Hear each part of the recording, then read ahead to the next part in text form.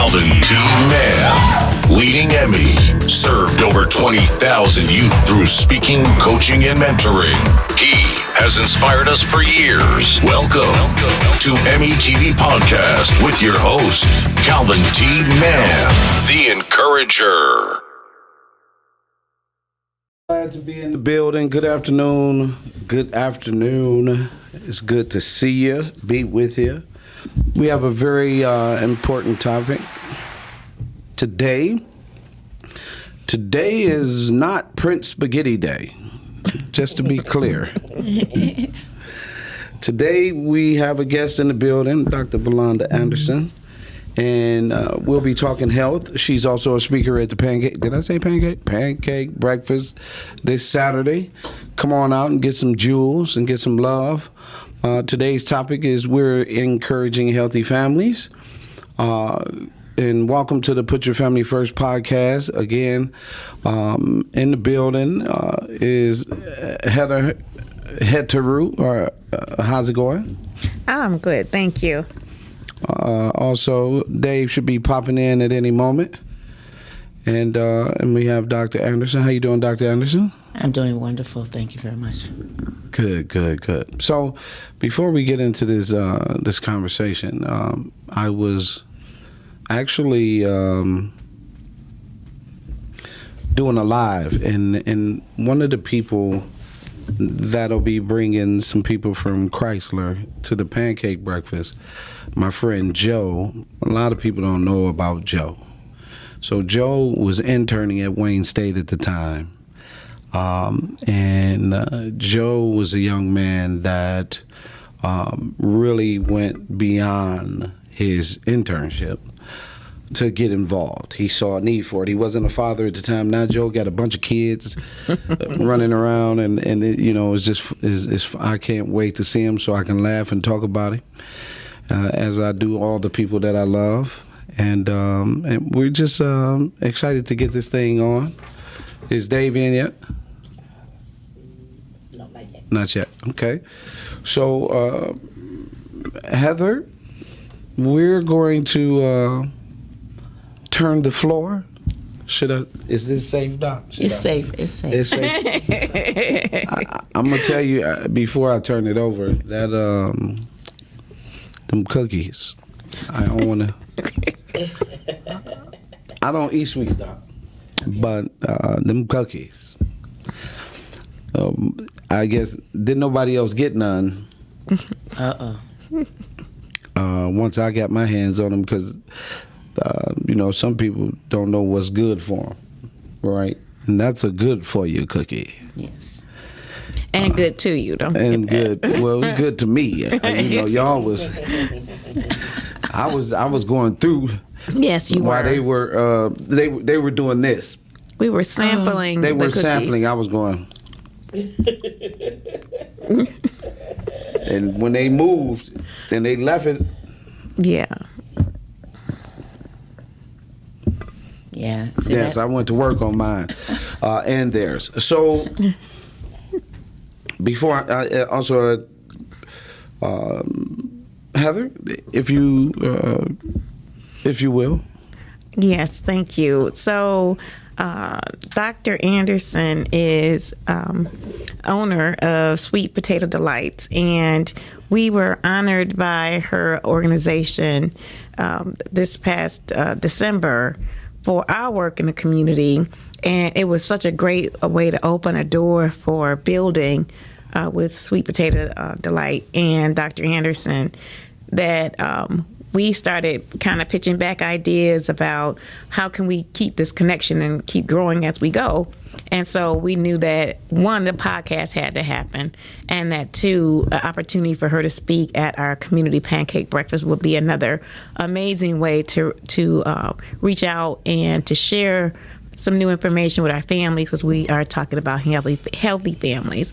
And then the third thing that popped up is that, in her generosity, has partnered with us at the Pancake Breakfast to have the cookie sales, part of the sales and the proceeds from the cookies, she's donating back to EMIY. So, what kind of a partner, what a blessing to have a partner who sees your need, recognizes you from the very beginning, and then, shares of their time and their knowledge and this opportunity to grow together. So I'm just really excited about not just today, but Saturday for the pancake breakfast and for the days to come, because we know that, once you make this type of connection, that it, for us as well as Emmy, that it continues to grow. So I'm looking forward to seeing what we're going to look like 10 years from now when we start celebrating.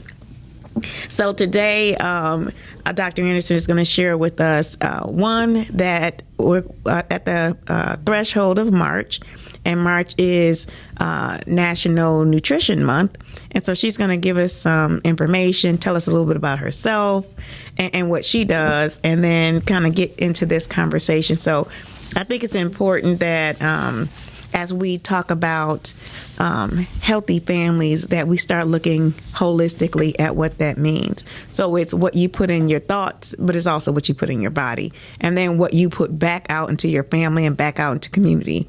Calvin and I are always talking about acceptable culture, and how acceptable culture is, it starts in the family. And so the things that are accepted and become routine and ritual in your home, some of those things spill out into community. And then, how we treat one another, how we look at life is a part of that process. And so we have an opportunity to be better families, to be better communities. And it has to start somewhere.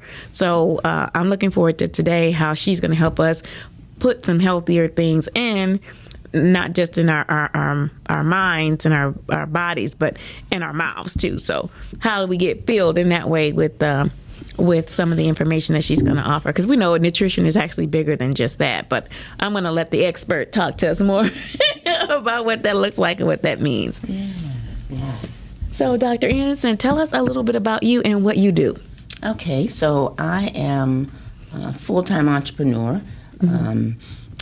Sweet Potato Delights is our company, 100% veteran-owned company that manufactures vegan sweet potato-based, mostly baked goods, but also grab-and-go items. And we manufacture to distribute to local restaurants, corporate catering, and special events, and that includes, the farmers market when the farmers market season is open. I don't do as much nutrition counseling. I retired from the health department. I used to be the WIC program manager there, which was an amazing program. That's one of the wonderful programs that I love to talk about, because it too supports families in having good access, first of all, and having some resources to get that good food, because we know it starts at zero. So, the mothers are given some good care, and they're set up for their little ones to start out at, zero and continue, be supported until the age of 6 to get good nutrition. And so I actually envisioned myself to be a nurse. My college journey started out in nursing school, and I was going to be a pediatric nurse. But then, through my training and, being in a public hospital doing your work, I realized that I was way too emotional for some of the scenarios that I would have to deal with as a nurse in public health. And so I said, oh, gosh, what am I going to do? I still want to do nutrition, because even at that point, I knew that the long game, meaning once we get to the senior years, it was about what we were doing in the earlier years with our food, because food is nutrition. You say, what is nutrition? Well, nutrition is both process and science. It's the science of studying nutrients, but it's the process of getting food in for health and growth. So health, to maintain good health, to start out with good health, to grow in all the different stages, because what teens need in terms of the amounts of nutrients is different than what babies need, right? And what babies need is different than what seniors need. So it changes with the stages, but that's what nutrition is about in terms of the big picture. Like I said, I once I figured out I wasn't going to do nursing, I said, well, what am I going to do? I wind up going to the military, And where I was stationed, I got the opportunity to teach exercise for the military wives because I was just one of the 2 female military police, and they didn't want the guys teaching the women. So that gave me another view of what I could do around health. And so years went by, and I did a lot of things with exercise. I, long game in terms of traveling. I landed in Detroit in 1983, and I knew that my goal was 10 years later to be a full-time entrepreneur, whatever work that I did. But in those 10 years, I had the opportunity to do corporate wellness. And so while it was mostly about exercise, because people were just struggling about, like, how do I get this exercise thing in? I don't have time. And so I had fun, and it was great to me because I was like, oh, I can get paid to stay in shape. This is wonderful, and have fun. And then we at some point started, using music to exercise, and we love to dance. So that was just amazing. I was just really having a ball. I was like, okay, this is where I want to land in terms of entrepreneurship. But it was also something that I could do to have time into the community. So I started doing the Born to be Fit Fitness Carnival. So it was, instead of the traditional health fair, it was all around moving. And so friends that were like rollerblading and had those different experts, they donated their time, and we had this wonderful event every year at the Coleman Young Recreation Center. Yes. Yeah. So I've done a number of different things, but as you can tell, it's all been around health. It's all been around health for a very, very, very, very long time. And I'm the one person in my family that's been the foodie, that's been the health person. And it's funny because people will be around and they're like, oh, Dr. Velonda's around. But I tell them, like, I'm not going to be the food police. I am not going to sit here and have a meal with you and be critiquing. Now, if you ask me, you're going to get me started, then that's just open door. But I'm not going to be the food police, but I will support you. If you ask me, then I will give you the information, because what we do know, the science is real clear, health is cumulative. And food is the fuel. Food is the fuel beyond a shadow of a doubt of what allows us to maintain our health, that what allows us to prevent a lot of diseases. We know that the numbers around diabetes and some of the issues that are really a result of our choices, right? So type 1 diabetes is one thing, but type 2 diabetes is totally different. That's a lifestyle thing. So, and there are lots of things involved in how we get to that place. A lot of them have to do with just the way that our food system has come to be. We at one point was hunters and gatherers, and our parents had gardens and farming, and and all of that has changed. So all of that, there are things that we don't control, but what we do control is what goes in our shopping basket. What we do control is our time and how we plan our time so that we can have some healthier meals. What we do control is, well, if you live on the East Coast versus the West Coast, what grows at a certain time of year is different. And some things you're not supposed to have all year round, depending on where you live. Wow. But we've become accustomed to convenience and having certain things all year round, and we live in a world that is, driven by profit. So you got all of that going on, right?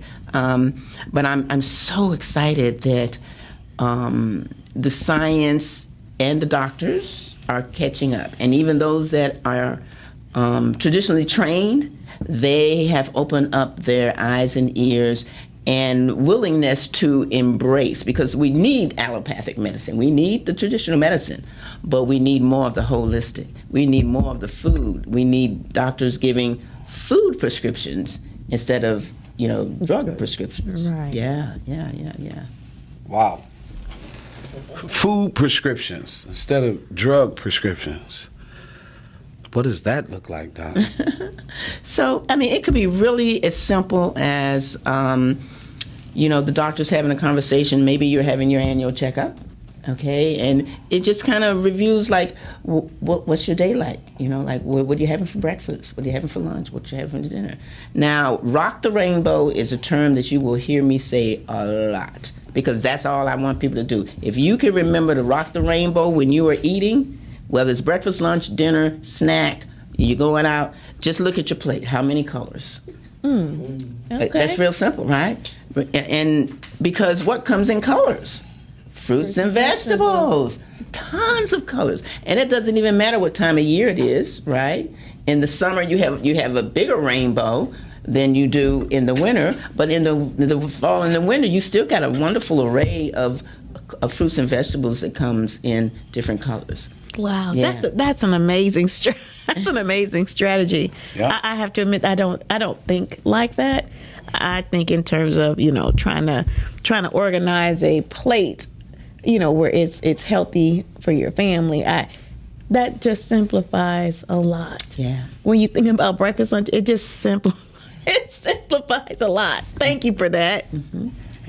Yeah, Rock we're so the used rainbow. to rock the rainbow, because we're so used to the paradigm, the pyramid, your starches, your protein, your carbs, and carbs are not bad. They're not the enemy. Even though you got different diets that restrict this and restrict that and the other. But with the color, that minerals and vitamins, which are so key to all these different functions. We've got all these different systems in our body, and all of the systems are connected. So if something goes whack with the kidneys, something else is going to be impacted as well. So we need those vitamins and those minerals, and we get those in the colors, in the colorful foods. Wow, that's awesome. That's so awesome to hear. It kind of takes and forgive me for saying that, it takes the genius out of it and puts the heart and makes it a creative experience, as opposed to really just having to have the right mind and the right information and the right tools. And I'm not saying those things aren't important, but I'm just saying if you're just trying to make some new changes, if you're just trying to take some new steps, that's a great way. That's a great way to look at it. Yes, absolutely. Okay. So we rocking the rainbow. So that's the first jewel. Everybody out there, get your rainbow together on your plate. And as you're putting together, so what would be a typical breakfast for you? So a typical breakfast, when you think about the fact that, at night you're resting, your body is also in a detoxing mode.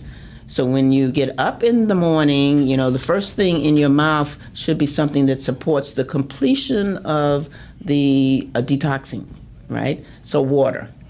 Water should be the first thing in and the last thing in at night, right? Okay. Because if you put anything else in, you're sending a signal to the brain that it needs to get to work. It needs to start processing. So it turns off the detoxing cycle, right? And that's incomplete, which then we start and you get all this incomplete repetitively, and then you get the buildup of stuff in the body, and that's a whole nother experience when we talk about health being cumulative. The second thing to remember is that your brain, you're going to be asking your brain to work. We're getting ready to go to work, we're getting ready to go to school, we're getting ready to go in a meeting or what have you. So you want to give it some brain food. You don't need a big heavy meal. Now, I'm not saying that the grits and eggs and your meat is not good, because that's okay, your pancakes or what have you. But on a regular basis, something as simple as a smoothie, a really power-packed smoothie. You can rock the rainbow there because you put in 3 different colors with whatever fruit, You can get your potassium, so you can get your muscles, so throw that banana in there. Mm-hmm. Get your greens in. You got to get the greens, because the greens are, it helps that, with the washboard action inside of the body, right? As well as some powerful minerals. You could add to that some carbs, something healthy when it comes to the breads. And it can be a muffin, it could be a bagel. you just have to watch what kind of muffin and bagel that it is, And then, of course, I'm going to say some type of sweet potato something, right? Because sweet potatoes is a superfood. Tell us about that. It's interesting because when I went to get the doctorate in nutrition, at that time, fiber was big in the news. Everybody was trying to get the fiber in. And what I know is that Americans still, to this day, have a love affair with potatoes. And so I said, well, if I could teach them how to do the potato right, they can get the fiber in and have some tasty ways to get the fiber, the potato in, right? Instead of just deep frying it all the time or going to McDonald's or Wendy's or whatever and get your French fries. We love French fries, right? Right. And baked potatoes loaded up. Right. Okay. So, but as my study group came together and working with the research team at Henry Ford and U of M, the question became, well, what potato are we going to use? And because I started to get a lot of diabetics in my study group, like, oh, white potatoes out. But if you want to get the fiber in, what potato are you going to use? And it turned out to be the sweet potato. The sweet potato stabilizes the blood sugar. The American Diabetes Association was very happy that I had chose the sweet potato. As a matter of fact, they sent me recipes to use with the study group because they got something to eat every time we met for the educational intervention. And so, again, it turned out to be the sweet potato, and I've been on the sweet potato journey ever since. My first book that came out of the doctoral process, which is Pass the Sweet Potatoes, Please. It includes lots of recipes, all the recipes that we used while I was doing the study, and then tons of other recipes that got created along the way, as well as some of the research results. But it included the sweet potato cheesecake. And so, and that is our number one seller. That's what I think every single restaurant that we have as a client has the cheesecake. And so I would have samples of the cheesecake when I did book signings. Because again, now I vision myself with this doctorate that I was just going to be a professor and I was going to write cookbooks.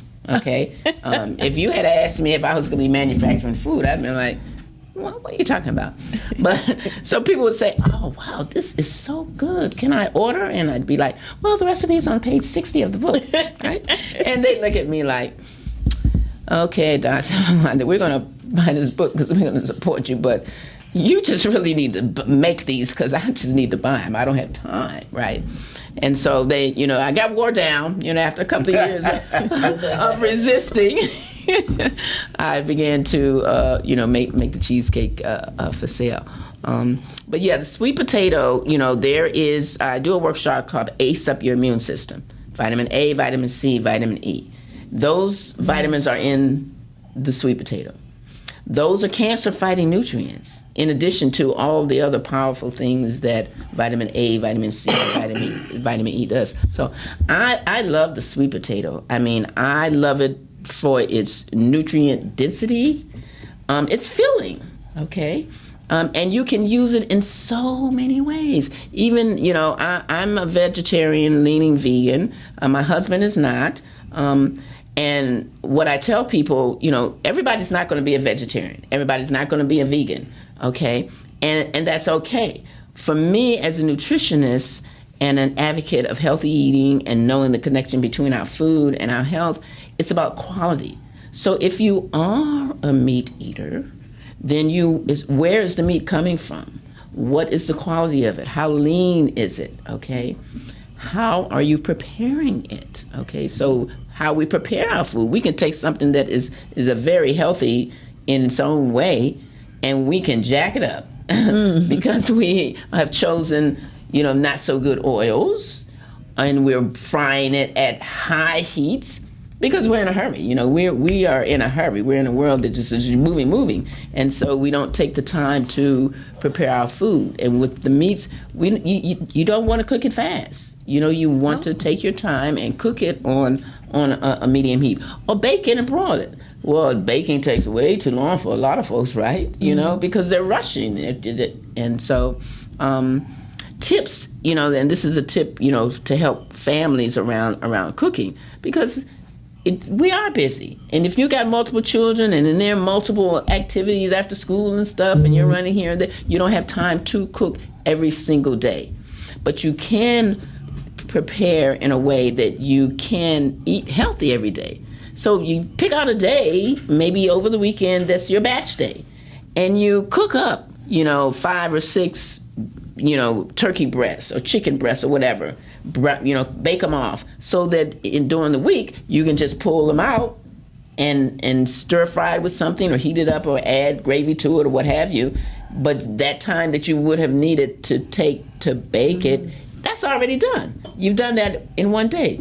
Cook up, several cups of rice, good rice. Now, rocking the rainbow. Rice comes in all kinds of color, all kinds of flavors, and this is where we can be international because you can get rices from other countries, that are so very, very healthy, healthier for us, right?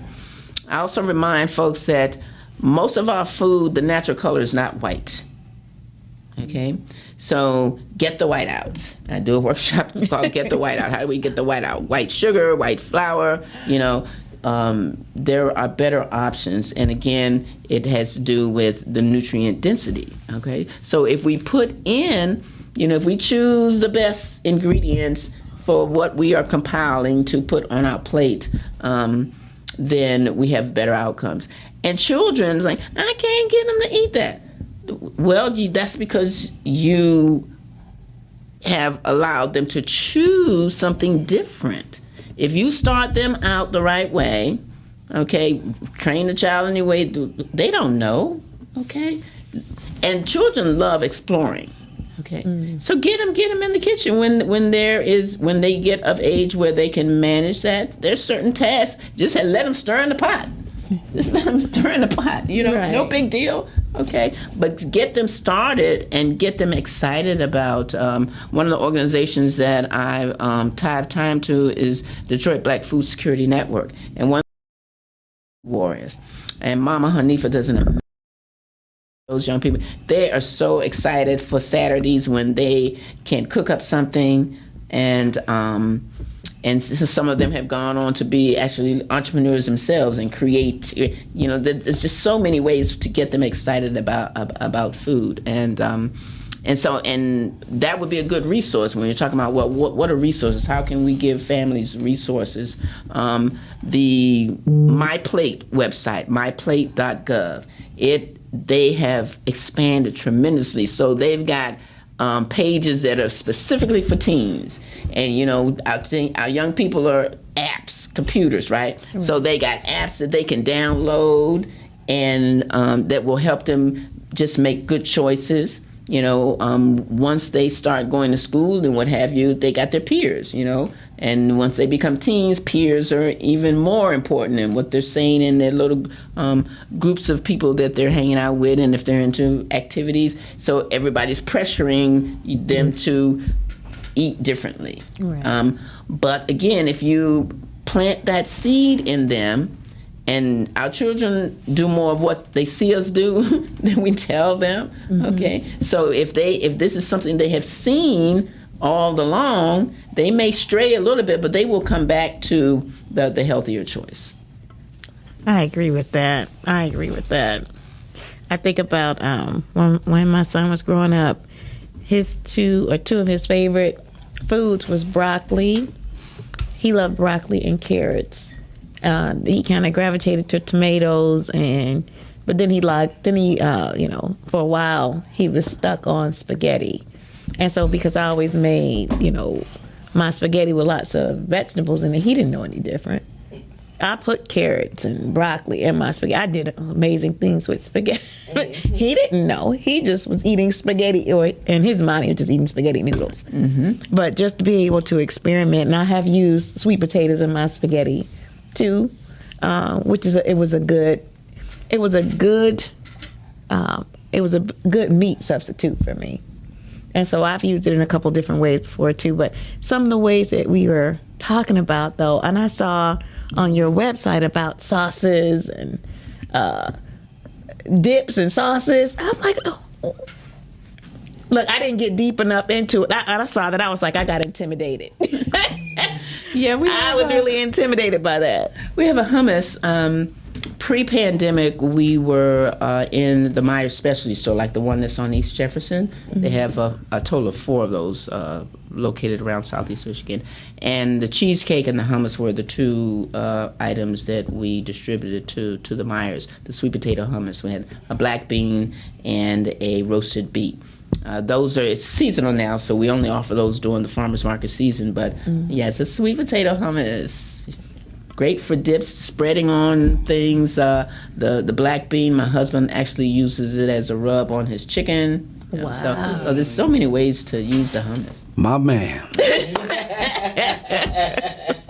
Way to go, hubby.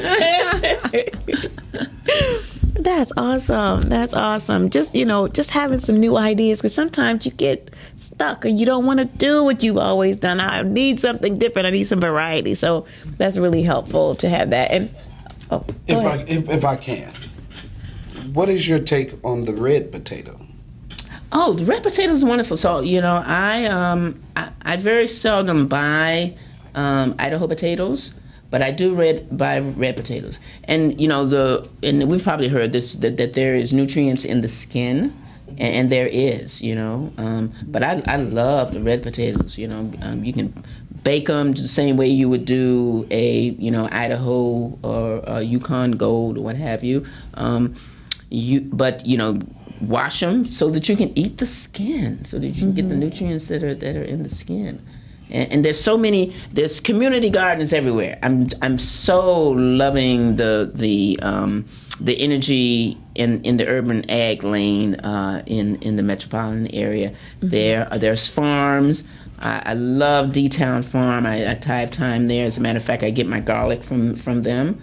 I get my beets from Oakland Avenue Farm. Oh, wow. So we are very intentional about sourcing locally.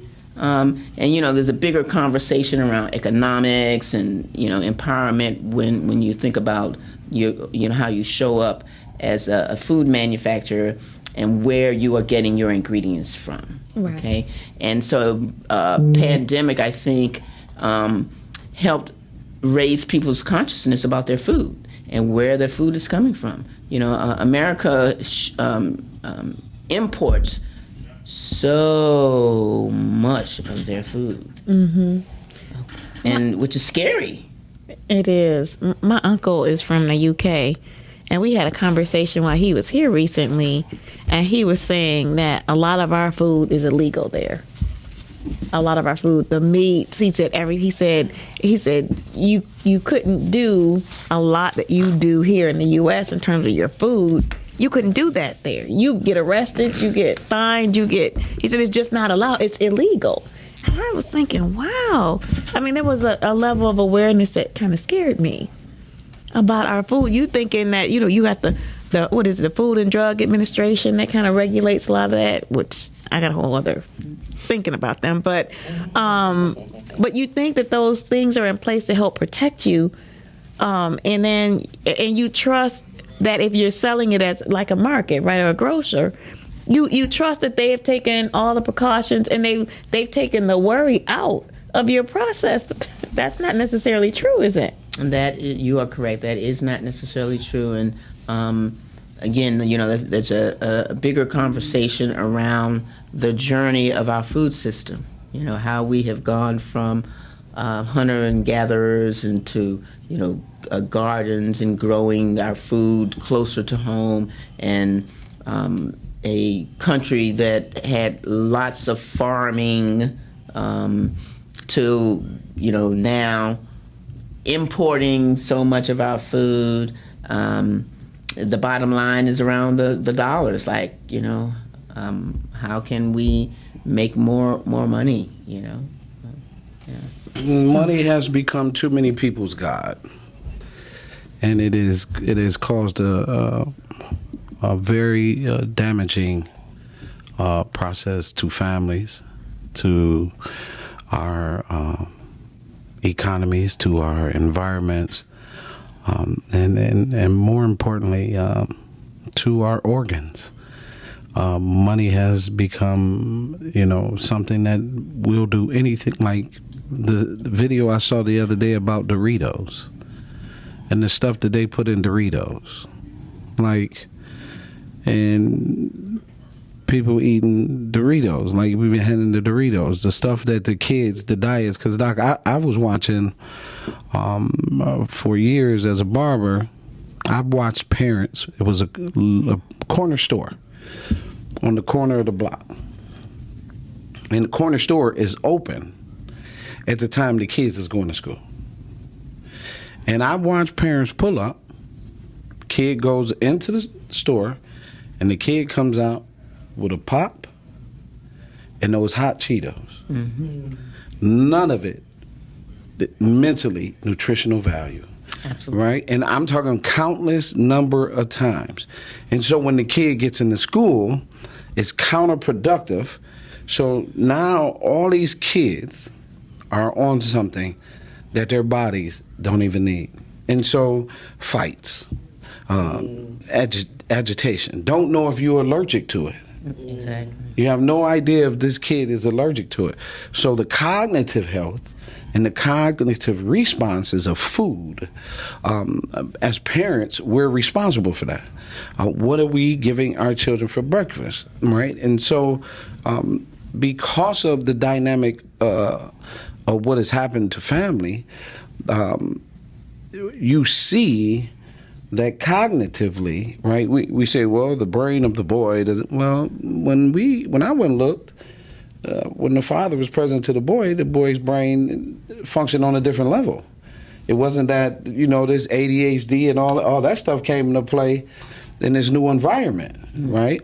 And his brain cognitively couldn't grow. But then when you go look at the food, right, and what they're not getting, I was cracking a joke. Somebody showed the cans from back in our day, right, with the pig and the cow on the can, right? Oh, the commodities. The commodities, right? Mm-hmm. And I said it's what triggered me to go work at the corner store at 8 years old to get my own money, because I struggled eating that food, right? As a matter of fact, at the time, by 10, I never picked up another pancake or a waffle.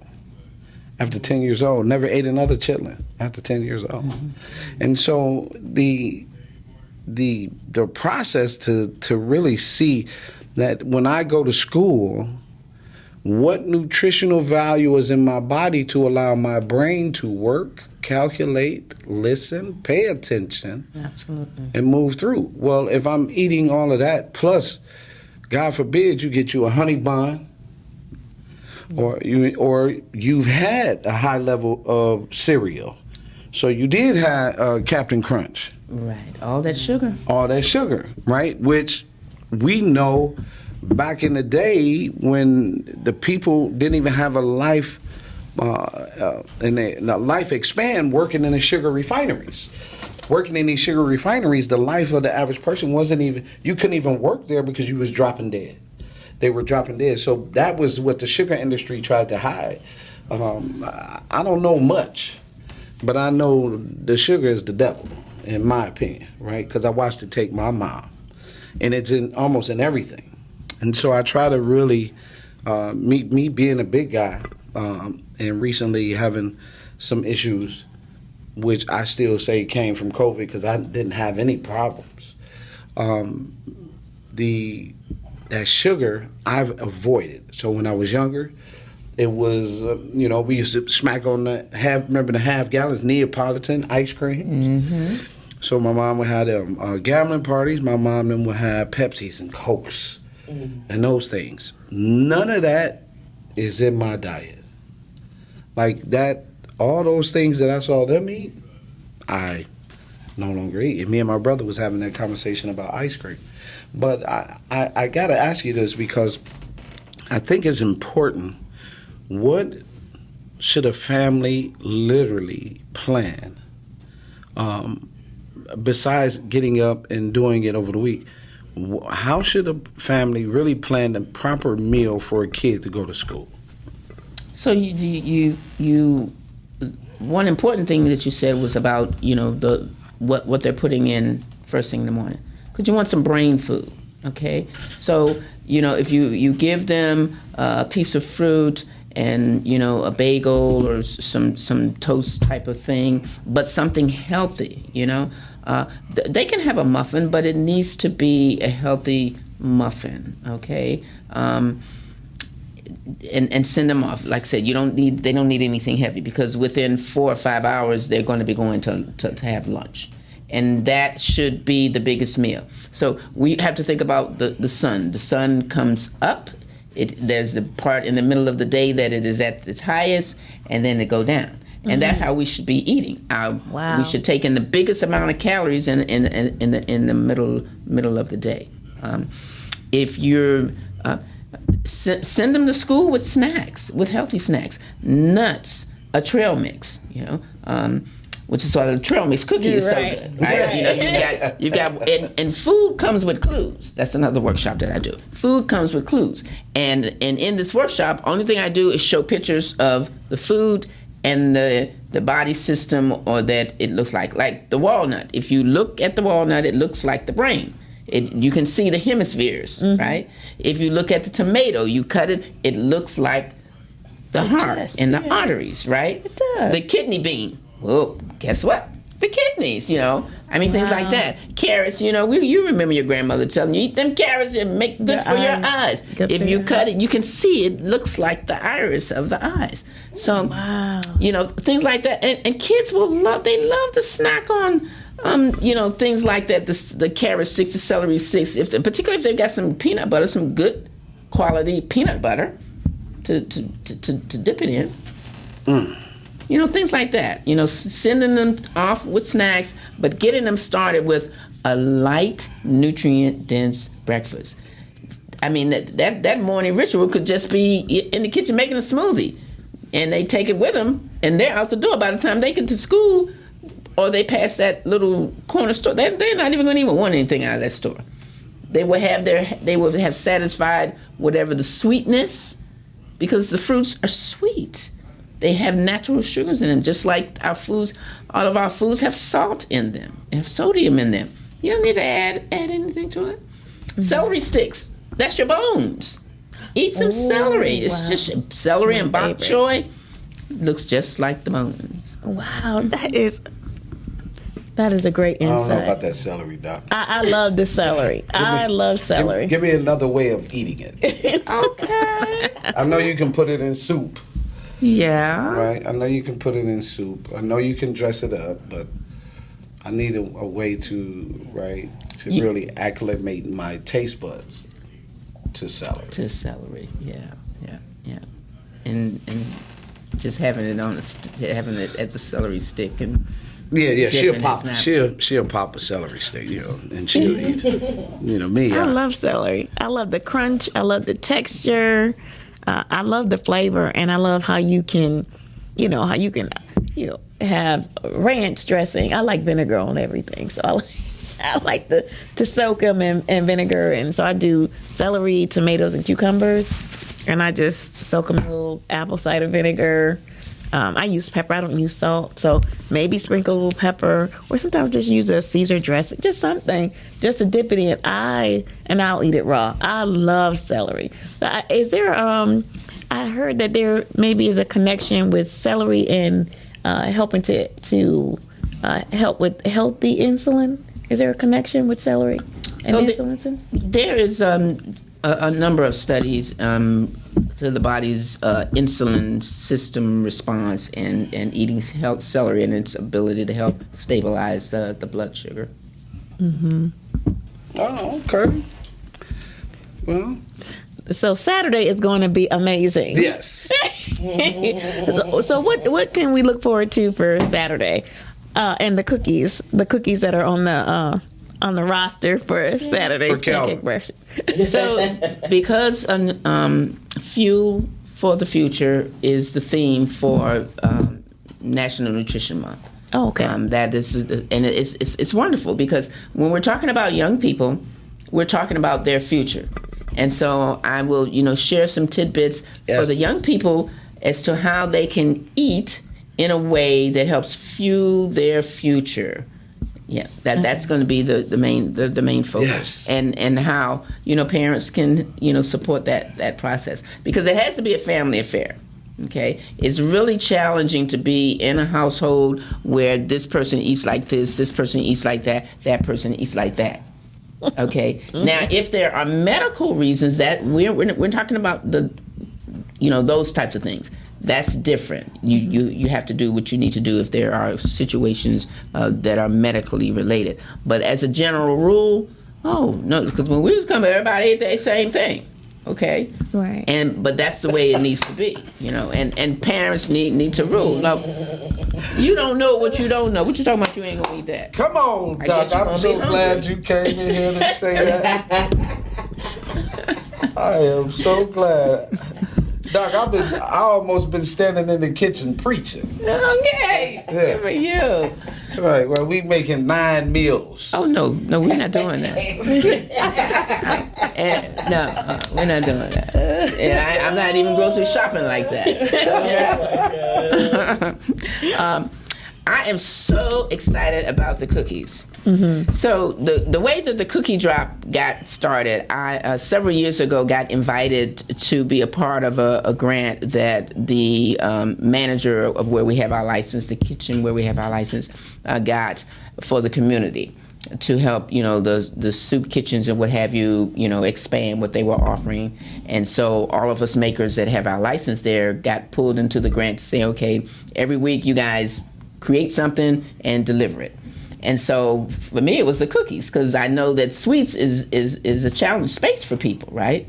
And you can have your sweets, okay? And I'm excited to give you opportunity to have them, and they're good and they taste good, right? Mm-hmm. And so the second week, it was just the second week that I was delivering, and she was like waiting at the door for the cookies. She said, they just love those cookies. And I was so excited because of the response. They really love the cookies, and they were waiting each week for me to bring the cookies.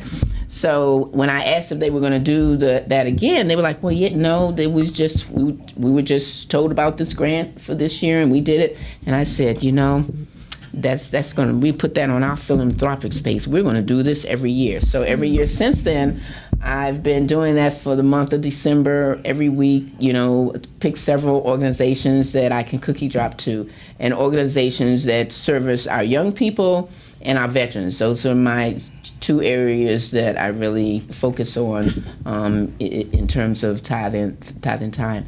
And so, I had gotten some recommendations, and EMI was one of the organizations that somebody gave me your name. I was like, okay, yeah, cool. Yeah. And so I'm excited. And now you stuck with us. Absolutely.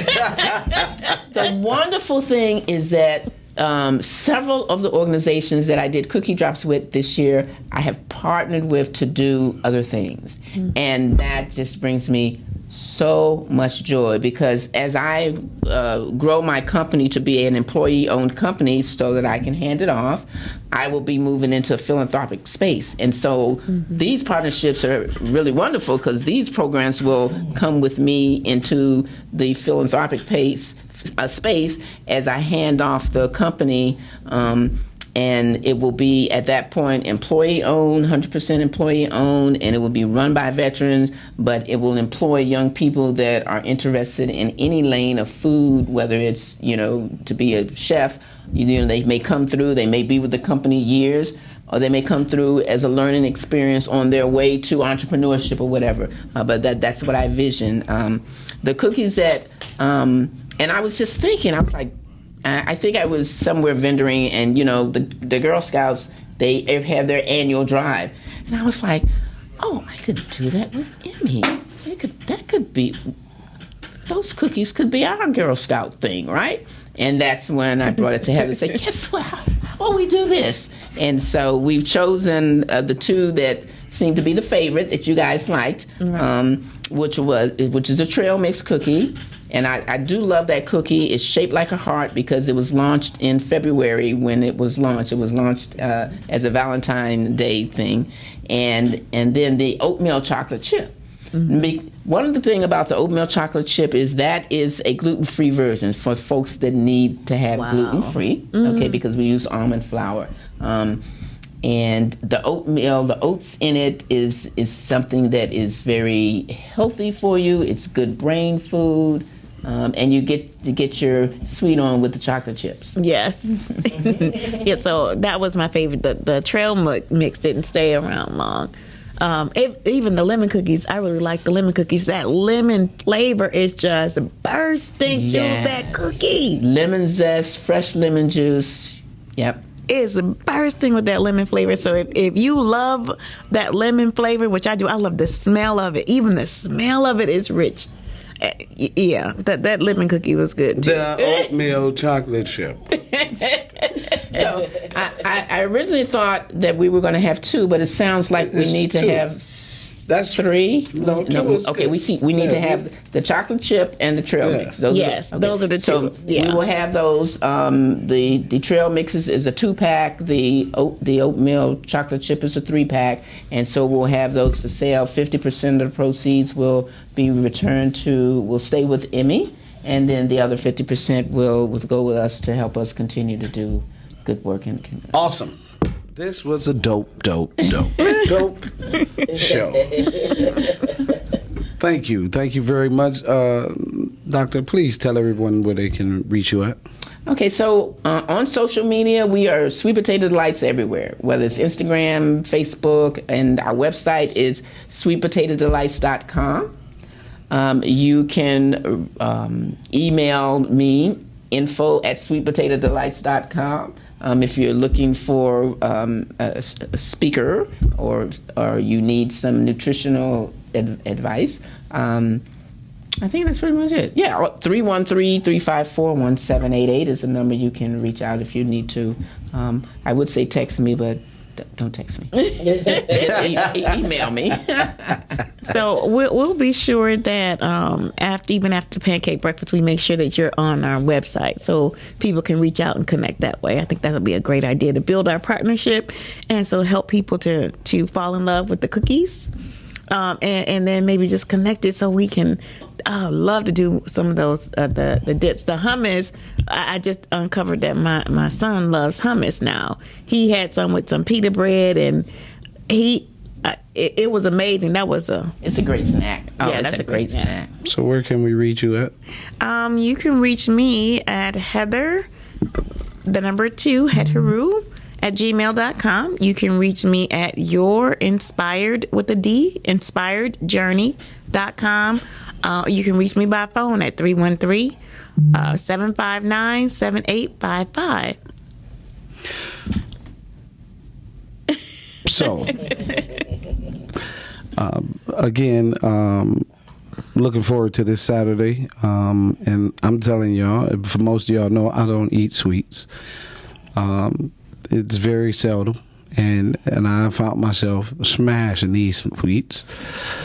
And I wouldn't say that it was the traditional sweet. It was a good texture and flavor, and it was good. There was no falling asleep afterwards. There were no.